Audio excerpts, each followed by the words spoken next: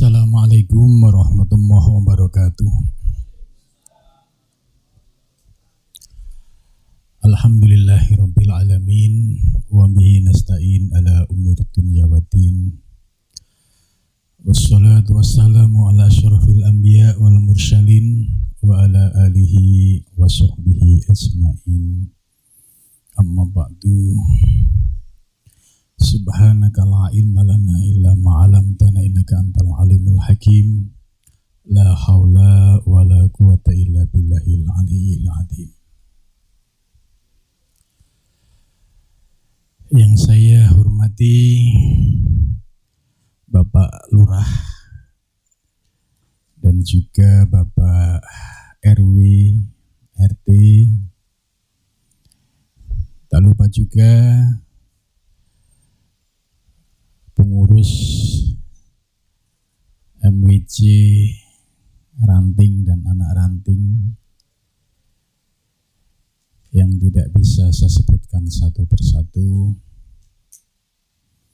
Alhamdulillah di malam ini kita bersama-sama duduk bersama-sama dalam rangka untuk takdim Maulidin Nabi Muhammad sallallahu alaihi wasallam.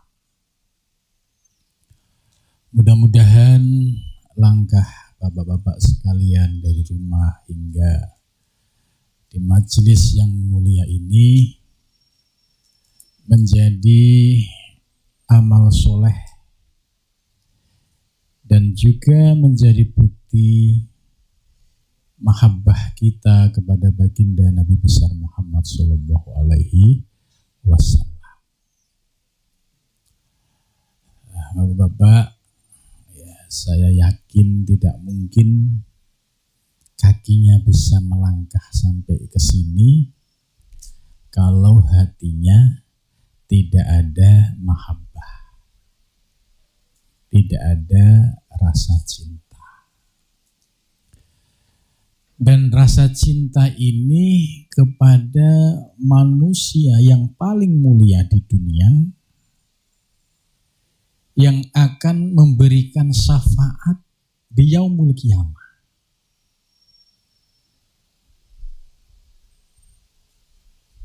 Jadi kegiatan ini ya tidak sebatas hanya kumpul-kumpul saja, tapi memiliki dampak yang nyata. Kalau langkah kita dari rumah sampai di sini didasari dengan mahabbah dan keikhlasan, maka di yaumul mahsyar nanti ketika seluruh anak cucu Adam dikumpulkan kemudian digiring pada satu tempat yang disebut dengan mahsyar, di situ tidak ada nabi yang bisa memberikan syafaat kecuali Nabi besar Muhammad sallallahu alaihi wasallam.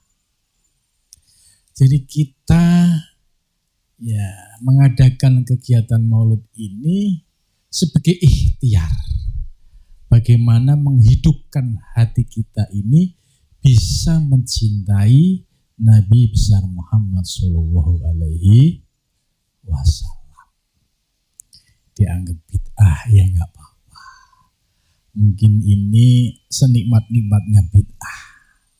Karena hati kita ada mahabbah, ada kecintaan kepada Nabi besar Muhammad sallallahu alaihi wasallam. Dan ini sudah dijelaskan di dalam hadis Nabi. Jadi man ahabbani, siapa saja yang mencintaiku. Ya, mencintaiku kan mencintai Nabi. Ya, awalnya ya bermula dari kegiatan-kegiatan peringatan Maulid Nabi. Ya, wong tokoh saja ada perayaan ulang tahun. Dan Nabi sendiri juga sudah mencontohkan ketika ditanya, ya Rasul kenapa puasa tiap Senin? Rasul menjawab, karena hari Senin itu hari kelahiranku. Jadi dasar ini kita sudah tidak ragu lagi ya, bahwa peringatan perayaan Maulid Nabi ini hanya bisa dirasakan bagi orang yang hatinya ada mahabbah. Kalau hatinya nggak ada mahabbah, sulit ya, sulit untuk bisa hadir. Dan mahabbah kita ini akan menjadi bukti nanti di Yaumul Mahsyar ya, ketika kita membutuhkan syafaat, ternyata hati kita di situ ada benih-benih mahabbah yang kita laksanakan pada saat kita masih di dunia. Di Yaumul Mahsyar ini hanya Nabi Muhammad yang bisa memberikan syafaat.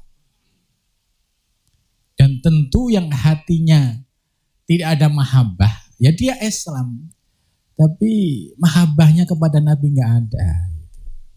Ya pasti dapat syafaat gitu. Mungkin antreannya paling belakang gitu. Ya karena hatinya nggak ada mahabbah. Tapi kalau hatinya ada mahabbah kepada Nabi, dibuktikan dengan pelaksanaan ya syariat Nabi secara lahir batin, ya, sholat 5 waktunya tertib, sholat sunnahnya tertib, zikir sholawatnya istiqomah tiap hari gitu. Kemudian kita sempurnakan ya, dengan akhlakul karimah. Maka kita akan bisa menjadikan Nabi sebagai uswah, ya, suri tauladan, apabila kita paham tentang sejarah Nabi besar Muhammad Sallallahu Alaihi Wasallam. Nah, materi sejarah ini selalu dikupas oleh para ya ustadz, para kiai, para ajengan pada momen peringatan Maulid Nabi. Bagaimana mungkin bisa mencintai kalau sirahnya Nabi tidak paham? Bagaimana mungkin bisa meneladani Nabi dari sisi akhlak lahir dan batin kalau pemahaman tentang sirah Nabi besar Muhammad SAW itu minus, gara-gara takut bid'ah, ilmunya nggak nambah-nambah gitu ya. Itu ya. Sebagaimana tadi ayat yang dibaca oleh Qori ya, sudah jelas ya. A'udzubillahi minasyaitonirrajim. Bismillahirrahmanirrahim. Laqad kana lakum fi Rasulillahi uswatun hasanah liman kana yarjuwah wal yaumil akhir. Jadi laqad kana ini kalau yang ngerti ilmu nahwu itu paham. Ada lam tauhid, ada qad ya. Terus qadnya itu masuk di fi'il madhi gitu. Ini penekanan yang serius, gak main-main gitu. Bahwa di dalam sosok pribadi Nabi Muhammad itu ada uswatun hasanah, ada keteladanan yang paripurna lahir maupun batin. Maka dalam kesempatan ini saya akan ya mengurai sedikit saja tentang sirah nabawi ya, yang ada di dalam kitab Berjanji ya, yang mungkin kita juga sering baca. Bahwa nasab Nabi ya itu terjaga dari sejak Nabi Adam sampai bapaknya, ya kakeknya Abdul Muthalib sampai bapaknya. Itu terjaga min sifahil jahiliyah, dari pengaruh tradisi negatif orang-orang kafir jahiliyah. Jadi ini hafidul ilahu karomatan li Muhammad. Allah sengaja menjaga nasab Nabi karena untuk menghormati kemuliaan Nabi besar Muhammad Sallallahu Alaihi Wasallam. Sekalipun Abu Thalib hidup pada zaman jahiliyah, tapi secara akidah punya fitrah tauhid. Sekalipun ya di Ka'bah dan di sekelilingnya itu dipenuhi dengan berhala, tapi fitrah tauhid itu mengalir kepada orang-orang yang menjadi tempat lewatnya nurun nubuwah, nur kenabian Nabi Muhammad Sallallahu Alaihi Wasallam. Itu. Jadi bapaknya juga fitrah tauhidnya terjaga, kakeknya juga fitrah tauhidnya terjaga. Maka kalau ada orang yang menganggap, menuduh atau punya pemahaman bahwa bapaknya Nabi Muhammad masuk neraka, ini ya sangat disayangkan sekali. Tidak mungkin ya orang-orang yang akan menjadi wasilah lahirnya sosok manusia yang paling mulia tidak dijaga oleh Allah Subhanahu wa taala. Apalagi dianggap dalam keadaan kafir, dalam keadaan itu tidak mungkin. Ya, itu hafidul ilahu karomatan li Muhammad. Gitu. Kemudian yang lebih menarik ya di dalam al-berjanji ini ya, syaratun syarun nurun nubuwah. Jadi nur kenabian Nabi Muhammad itu telah ada sebelum jasadnya Nabi Muhammad itu terbentuk. Gitu. Jadi jasadnya Nabi Muhammad kan terbentuk ketika bapaknya ya Sayyid Abdullah dan Sayyidah Aminah ya. Kemudian berproses lahirlah sosok Nabi Muhammad. Ini secara jasmani ya berproses melalui kedua atau wasilah kedua orang tua. Yang akhirnya lahirlah sosok Muhammad bin Abdillah. Tapi nur nubuwah itu telah ada. Maka syaratun syarun nur nubuwah. Nur kenabian itu lebih awal diciptakan oleh Allah Subhanahu wa taala. Ya. Bahkan sebelum alam semesta ada. Maka di dalam hadis yang diriwayatkan oleh Jabir ya, dijelaskan awwalu ma khalaqallah nurun nabiyika ya Jabir. Jadi ini yang ngendiko Nabi Muhammad menyampaikannya kepada Jabir. Jabir itu sahabat Nabi. Pertama kali yang diciptakan oleh Allah itu nur Nabi. Nah, berarti jelas ya, nur nubuwah itu lebih dulu karena diciptakan sebelum alam semesta itu ada. Karena itu ketika nur Muhammad ya ini berproses ya, bisa dibayangkan ya, di dalam hadis qudsi ini dijelaskan bukan hadis qudsi, hadis yang diriwayatkan oleh Jabir. Awwalu ma khalaqallahu nurun nabi kaya Jabir ya. Wa khuliqal alam min nurihi ya. Dan alam semesta itu diciptakan dari bias cahaya Nur Muhammad. Wa anta min tilkal asya, sedangkan kamu, Jabir, itu bagian dari asya, bagian dari alam semesta ini.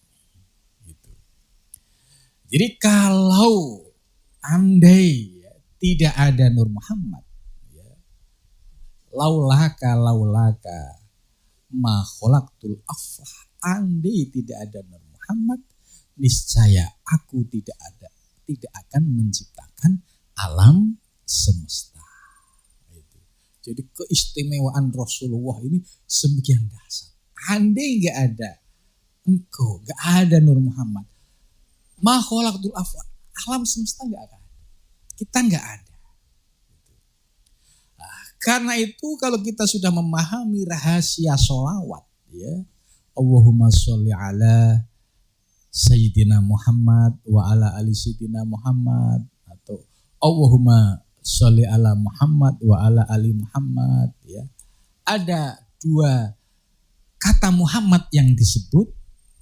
Nah, ini kalau orang-orang yang paham ilmu hakikat, Muhammad yang pertama itu dipahami sebagai Nur Muhammad, sedangkan Muhammad yang kedua itu disebut sebagai, yaitu wujud Muhammad bin Abdillah.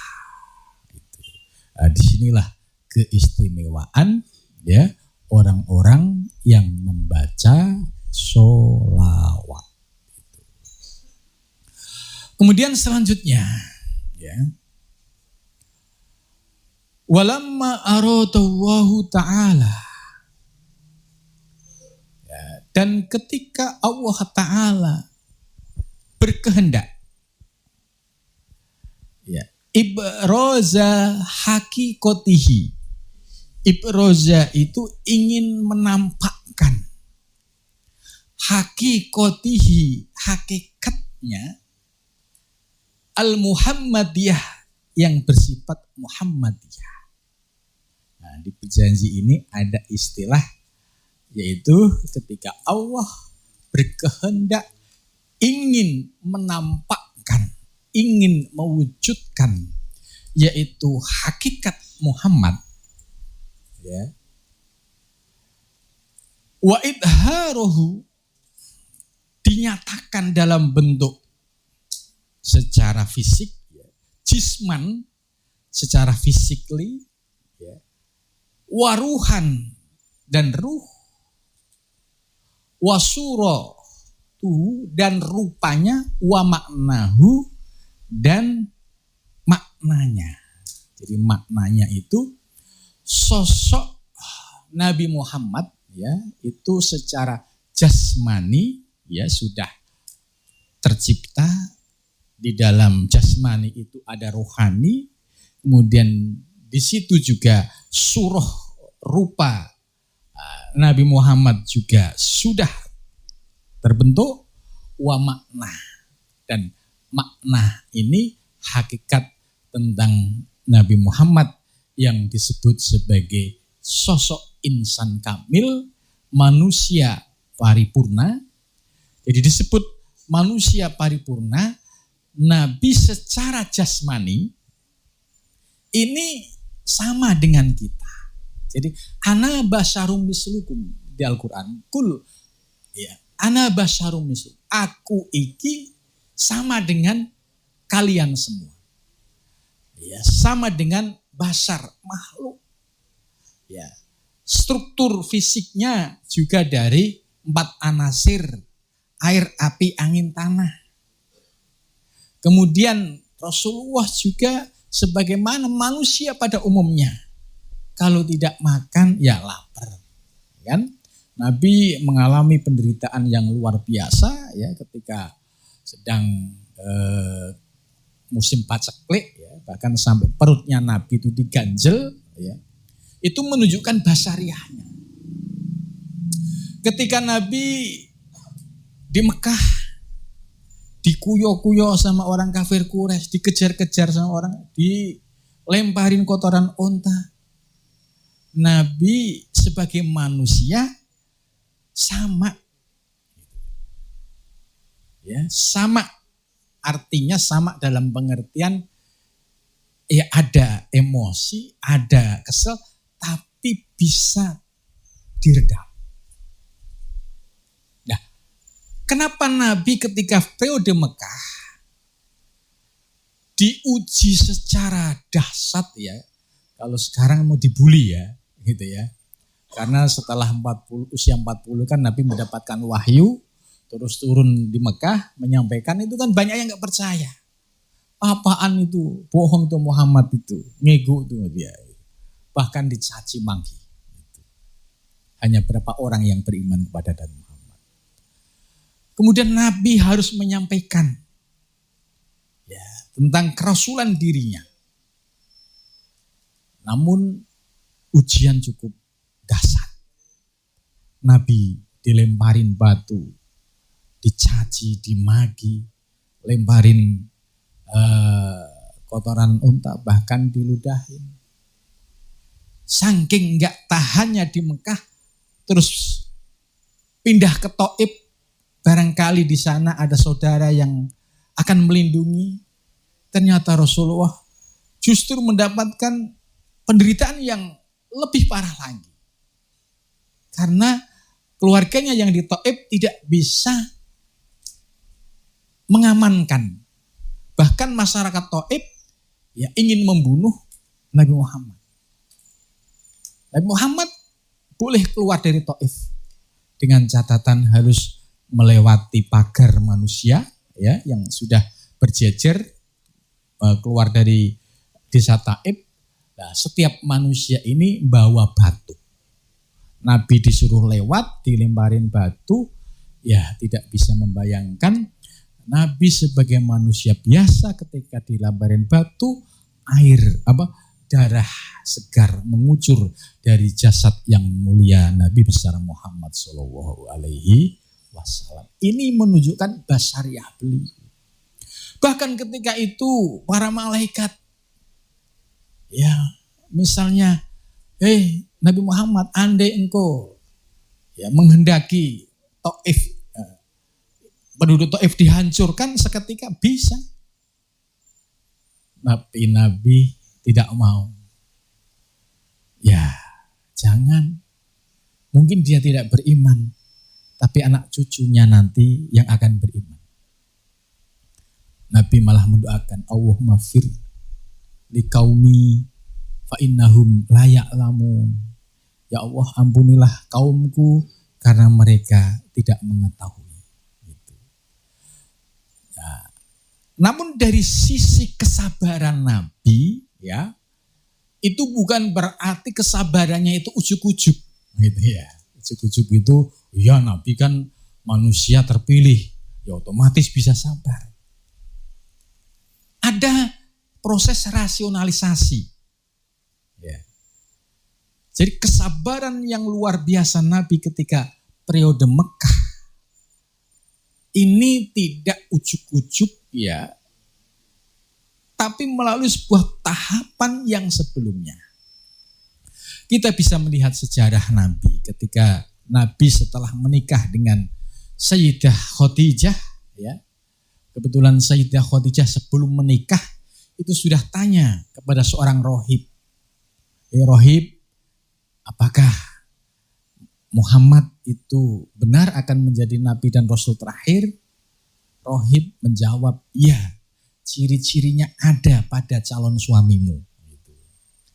Karena Sayyidah Khadijah sudah tahu bahwa calon suaminya ini seorang Nabi dan Rasul, setelah menikah, itu Sayyidah Khadijah sangat bijak. Tidak diberikan kesempatan untuk muamalah, bekerja, berdagang lagi. Jadi dagangnya Nabi itu dilakukan ketika usia 12 tahun sampai 25 tahun. Dan Nabi Muhammad menjadi sosok pemuda yang kaya raya. Karena ketika menikah dengan Sayyidah Khadijah, itu maharnya, ya wakilah itu ada yang menyebut 40 unta, ada yang 20 unta, coba kalau dikalikan dengan 50 juta misalnya, itu sudah berapa. Artinya Nabi Muhammad seorang mandiri, ya seorang yang memiliki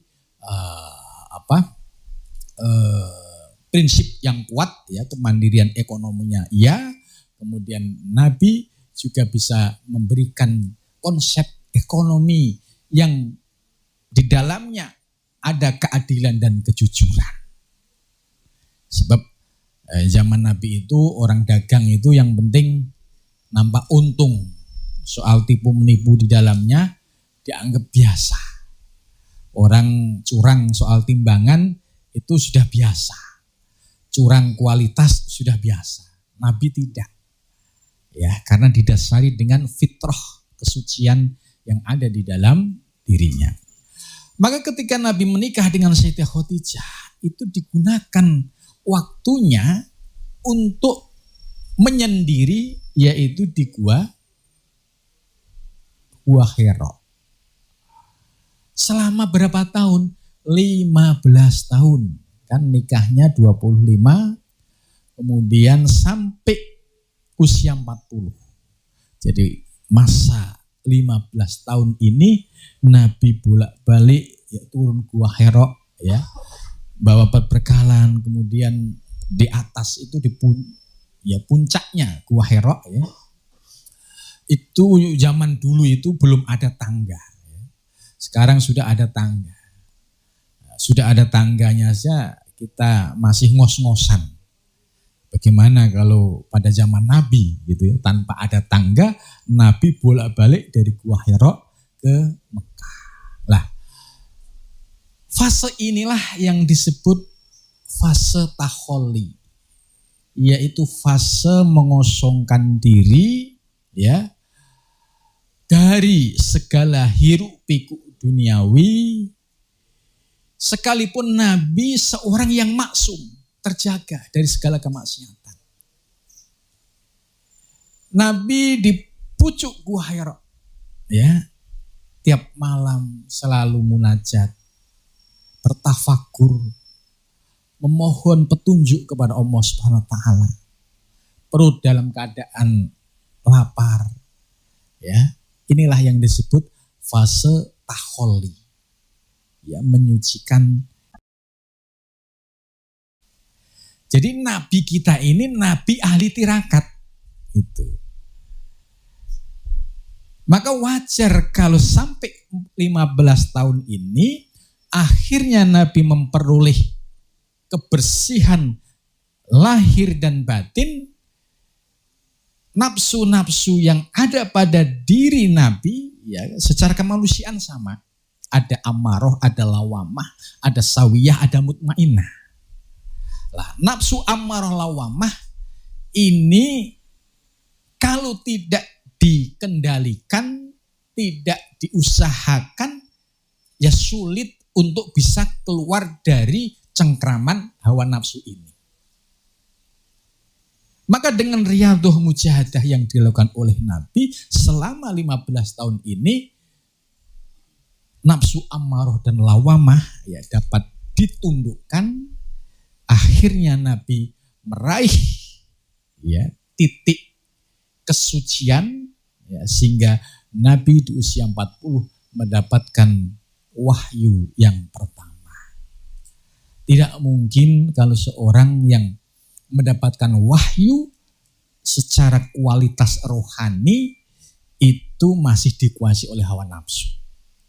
Artinya sudah lepas dari nafsu ammaroh, yaitu nafsu kebinatangan yang ada di dalam diri kita, dan nafsu lawamah, nafsu syaitoniah yang ada di dalam diri kita. Jadi Nabi ya, bisa sabar dahsyat itu karena ada proses tirakat, ada proses riyadhah mujahadah yang dilakukan kurang lebih sekitar 15 tahun. Sehingga amarohnya, lawamahnya bisa turun secara drastis. Nah, terus bagaimana dengan kita? Ya, Nabi yang maksum saja tirakat. Kita yang agak mesum nggak mau tirakat. Ini kan. Mesum itu maksudnya ya doyan dosa gitu ya. Ya, kadang tobat, kadang dosa. Tapi keseringan dosanya lah gitu.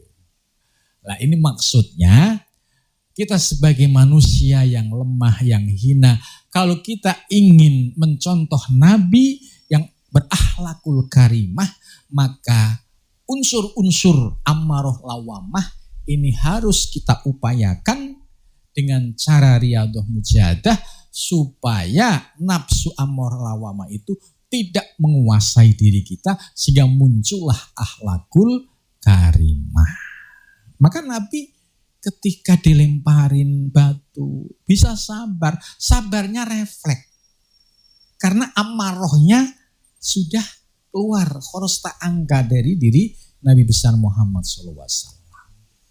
Melihat ya, orang yang meludahi bisa sabar karena Nabi punya ilmu ya bagaimana cara memandang segala objek yang dipandang kembali pada hakikatnya kepada Allah Subhanahu wa ta'ala. Maka periode sebelum Mekah ya yang 15 tahun itu disebut periode Takholi. Nah, periode Mekah disebut periode Tahali. Hak pakai hak. Yaitu mulai proses internalisasi nilai-nilai ya ketuhanan ya, nilai-nilai yang sudah dilakukan sebuah proses riyadhah mujahadah tadi sehingga efek dampaknya muncul kesabaran yang luar biasa. Namun demikian Nabi juga bukan sosok yang mudah menyerah. Ya, Nabi seorang yang tangguh, yang tahan banting, ya, dan Nabi selalu usaha dan ikhtiar semaksimal mungkin tanpa mengeluh, tanpa juga menyerah dengan keadaan. Ini sosok Nabi yang kita cintai ini. Ya, karena itu di periode Mekah ini, ya, ujian Nabi cukup berat. Ya, sampai Abu Jahal, ya, Abu Lahab itu masih paman sendiri, tapi bagaimana berupaya untuk membunuh Nabi Muhammad. Tidak sekedar mengganggu, berencana ingin membunuh.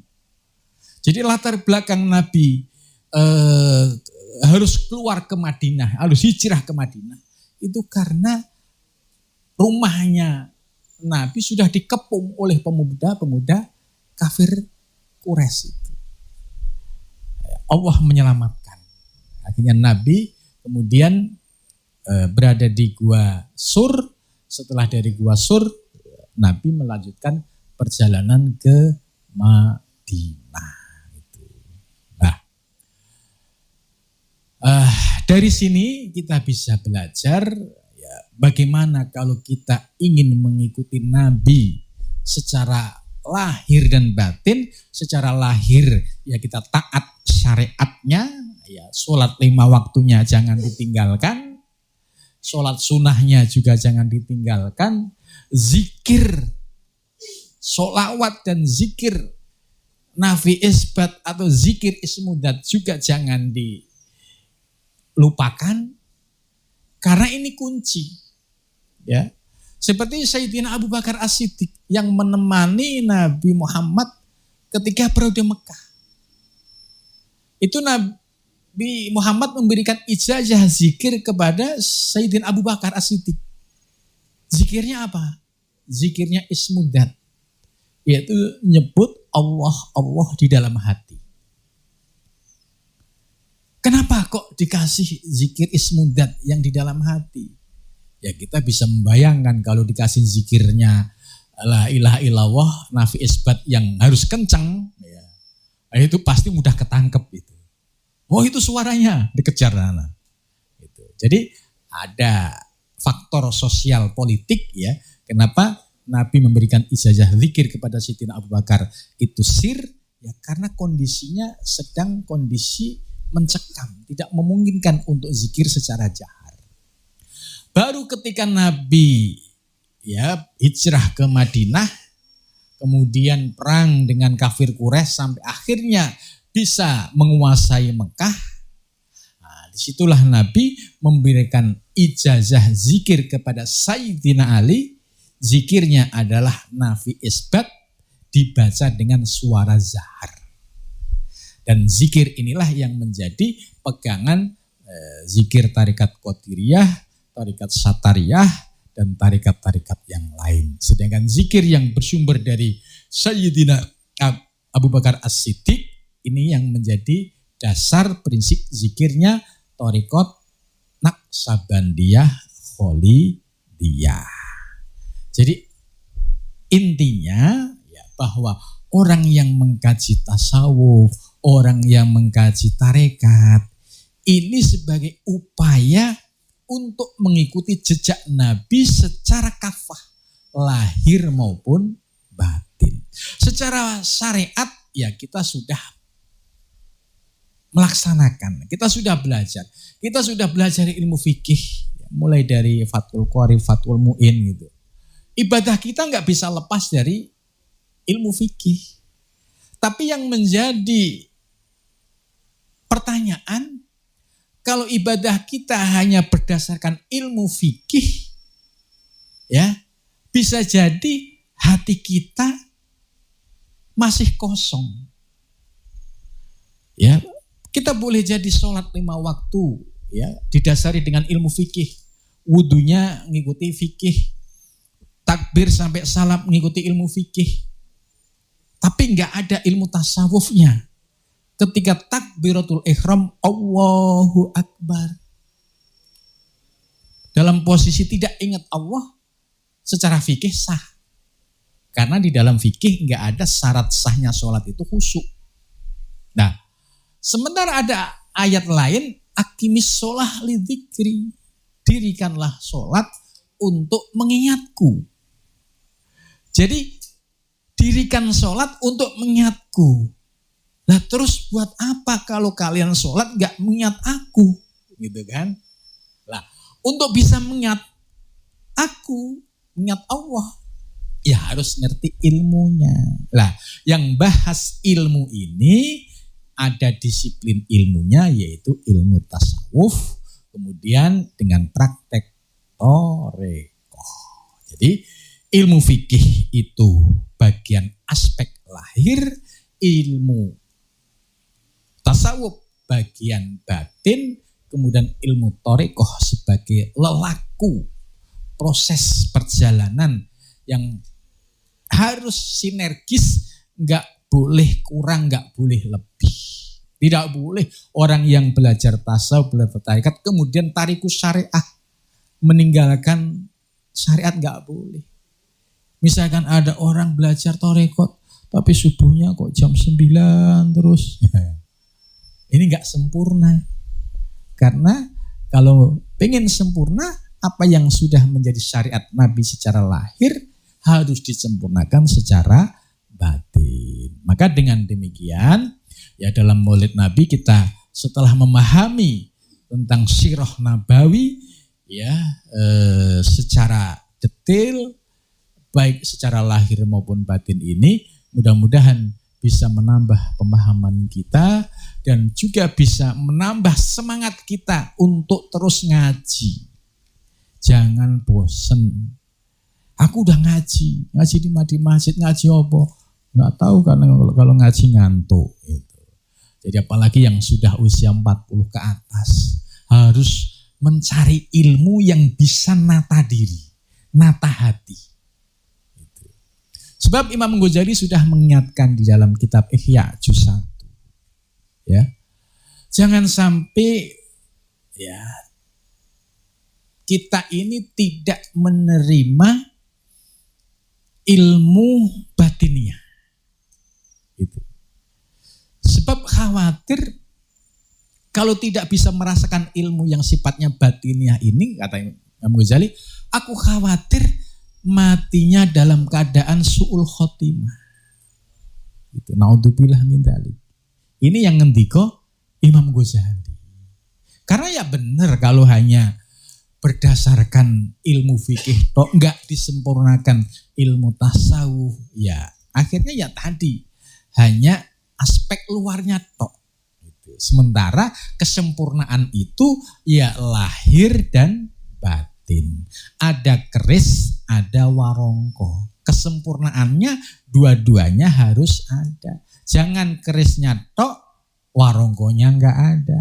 Ada warongko, nggak ada kerisnya. Nah ini orang Jawa itu punya filosofi kesempurnaan syariat lahir batin itu ibarat keris dan warongko. Dan ini dasarnya adalah Nabi besar Muhammad Sallallahu Alaihi Wasallam. Ya, saya kira cukup. Mudah-mudahan apa yang saya sampaikan bisa bermanfaat, bisa menambah semangat kita untuk meneladani Kanjeng Nabi baik secara lahir maupun batin.